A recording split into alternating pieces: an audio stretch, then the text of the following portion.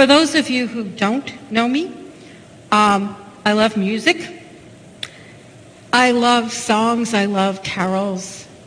But even more, I have come to love the stories behind the music. So tonight, as part of our meditation, I want to share with you two songs that I believe speak both of loss and of God's love in the midst of loss.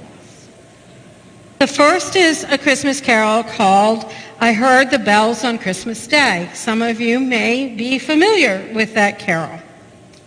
The words were written by Henry Wadsworth Longfellow in the poem Christmas Bells. When Longfellow wrote this poem, America was still months away from Lee's surrender at Appomattox. The poem reflects the despair around the war and the losses he had experienced. The first verse, a lot of people are familiar with. "I heard the bells on Christmas Day, their old familiar carols play, and wild and sweet words repeat, of peace on earth, will to men." A lot of us have heard the second and third. I'm not going to read those tonight. Most often, the fourth and fifth verses of the poem are omitted. And I want you to listen to the words. "Then from each black accursed mouth the cannon thundered in the south, and with the sound the carols drowned of peace on earth, well to men. It was as if an earthquake rent the hearthstones of a continent and made forlorn the households born of peace on earth." And then we go back to a verse that's often sung. "And in despair I bowed my head. There is no peace on earth, I said. For hate is strong and mocks the song of peace on earth, well to men." As with any kind of composition that touches the heart of the hearer, this poem flowed from the experience of Longfellow, involving the tragic death of his wife Franny in 1861, and then the crippling injury of his son Charles from war wounds in 1863.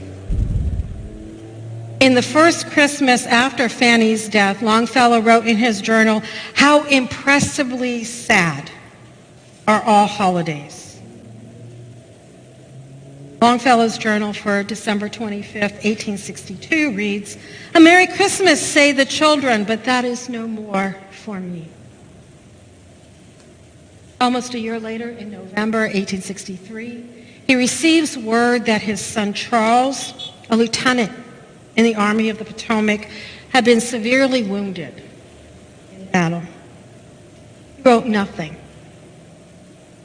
in his journal that year. And finally, on Christmas Day of 1864, he writes the words that we read, the Christmas Bells poem. His son, Lieutenant Longfellow, did live. And I left off the last verse earlier.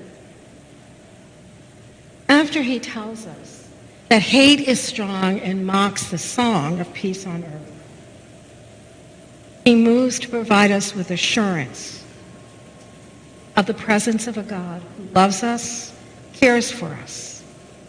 As he writes, "And pealed the bells more loud and deep, God is not dead, nor doth he sleep. Wrong shall fail, right prevail, with peace on earth, goodwill to men." Longfellow's bells peal out sound. God is not dead. Sometimes, in the midst of tragedy, sorrow, or despair, we too say those words. Where is God in the midst of all of this? There is no peace to be had. God is not dead. God walks with us in times of sorrow as well as in times of joy. God abides with us until the dark night of loss are past, and brings with us the promise, the advent of Christmas, that Christ has come, is present, God with us now and always. And so I want to share with you a more contemporary song called Emmanuel, and it's by Point of Grace.